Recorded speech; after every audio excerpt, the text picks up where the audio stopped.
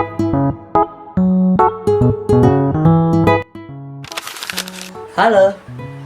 teman-teman tahu nggak? Aku bisa membuat penggaris ini berputar tanpa harus disentuh loh. Nggak percaya? Nih, aku buktiin.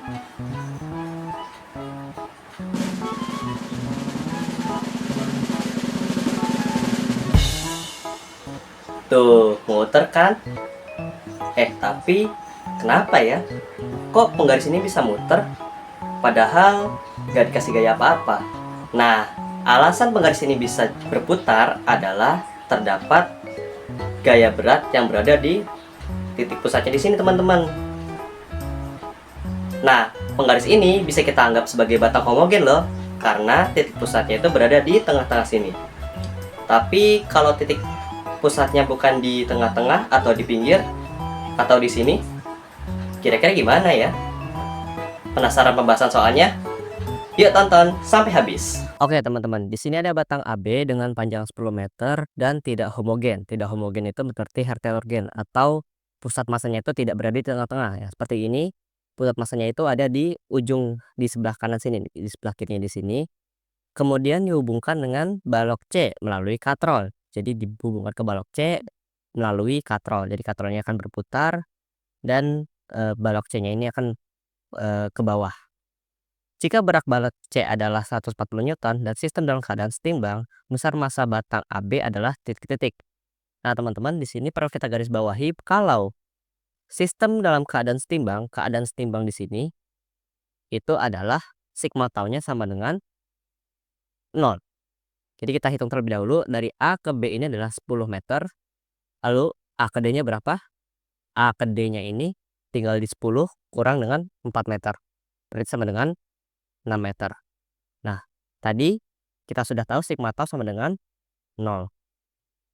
Nah, di sini teman-teman, kita harus bikin kesepakatan.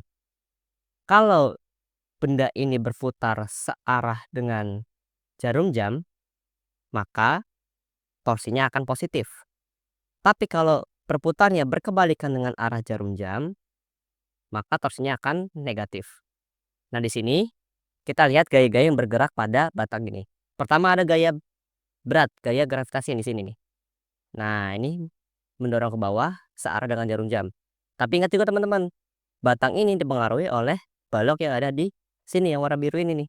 Nah, ini arahnya ke bawah dengan gaya berat juga.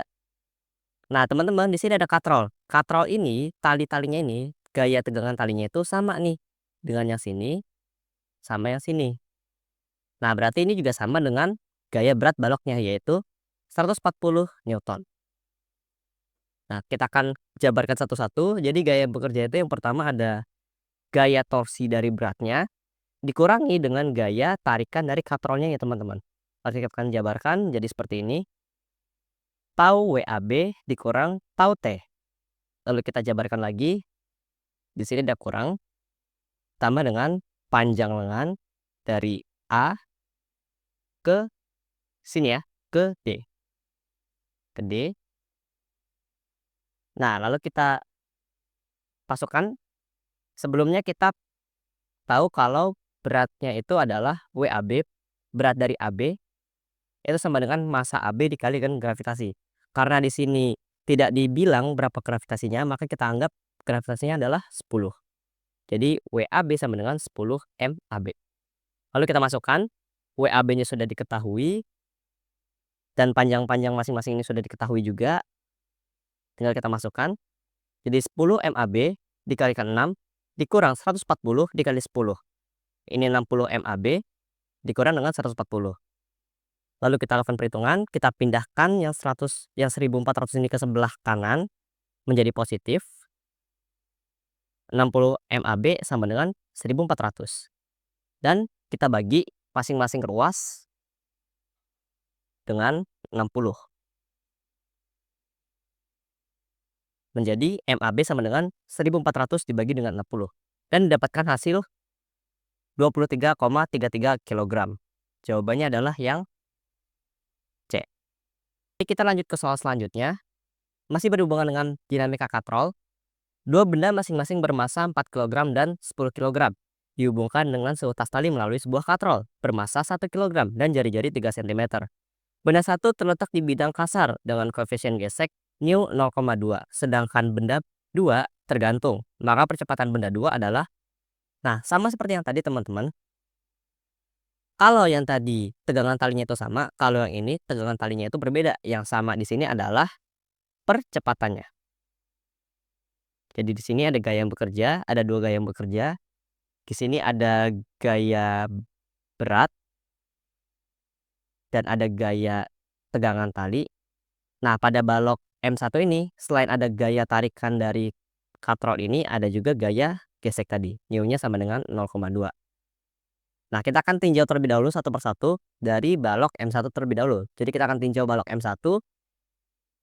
Sigma Fx sama dengan M1 dikali A. Kita akan jabarkan satu-satu. Yang searah dengan sistem adalah positif, yang berlawanan dengan sistem adalah negatif. Jadi kita masukkan T1 sama dengan nu dikalikan dengan massa dikali gravitasi sama dengan M1 dikalikan dengan A. Kita masukkan angkanya satu persatu di sini. T1-nya belum diketahui. Nu-nya di sini adalah 0,2. M1-nya adalah 4 kg. Yang 4 kg di sini. Gravitasinya tidak diberitahu, maka kita anggap 10. M1-nya 4 dan A-nya adalah yang kita cari. Kita masukkan satu persatu angka-angkanya. Dan didapatkan T1 sama dengan 4A ditambah dengan 8. Selanjutnya kita akan meninjau dari M2. Tinjau M2 karena yang bekerja di sini adalah secara vertikal, maka kita tinjau Fy-nya sama dengan M2 dikali dengan A. Kita tinjau gaya-gaya yang bergerak, ada yang ke bawah searah dengan sistem, ada yang berlawanan dengan arahnya atau T2. Lalu kita masukkan M2G dikurang T2 sama dengan M2 dikalikan dengan A. Kita masukkan beratnya tadi adalah 10 kg di sini. Lalu T2-nya yang dicari tahu, M2-nya adalah 10. Dan didapatkan hasil T2 sama dengan 100 dikurang 10A. Nah, teman-teman, nilai ini kita simpan terlebih dahulu karena kita akan gunakan di rumus torsi nanti. Kita akan meninjau katrol yang ada di sini. Sebelumnya kita membuat kesepakatan lagi. Kalau gaya yang bekerjanya searah dengan jarum jam, maka torsinya akan positif. Jika kebalikan dari arah jarum jam, maka torsinya akan negatif. Ya, di sini sudah divisualisasikan oleh kelompok kami. Sigma tau sama dengan momen inersia dikalikan dengan alfa. Lalu kita masukkan di sini.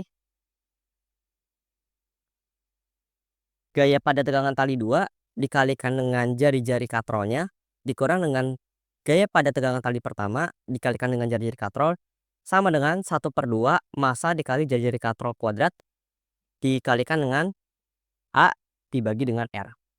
Nah, teman-teman, kenapa di sini kita menggunakan 1/2 mr kuadrat? Karena katrol bisa kita anggap sebagai sinder pejal yang rumusnya adalah setengah mr kuadrat.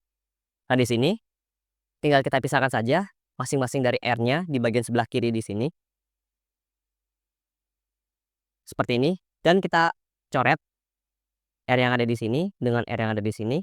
Masih ada sisa R. Lalu kita coret lagi dengan R yang ada di sini. Dan tersisa hanya T2 dikurang T1 sama dengan setengah MA. Lalu kita masukkan angka-angkanya. 10 dikurang 100 dikurang 10A dikurang 40A ditambah 8. Lalu kita substitusikan ke dalam di sini negatifnya masing-masing. Maka didapatkan 98 dikurang 14A sama dengan 1/2. Kita pindah ruasnya menjadi 1/2A ditambah 14A sama dengan 98. Lalu didapat dari hasil perhitungan ini adalah 29/2A sama dengan 98. Didapatkan 29A, kita kalikan silang ke sini sama dengan 196. Dan terakhir A masing-masing dari sini kita bagi dengan 29. Jadi A sama dengan 146 dibagi dengan 29, atau hasilnya sama dengan A sama dengan 6,7 meter per second kuadrat. Jawabannya adalah yang C. Oke, itu tadi tentang dinamika rotasi pada katrol. Semoga penjelasannya bisa membantu teman-teman memahami konsep ini ya. Tetap semangat belajar and stay curious. Bye-bye.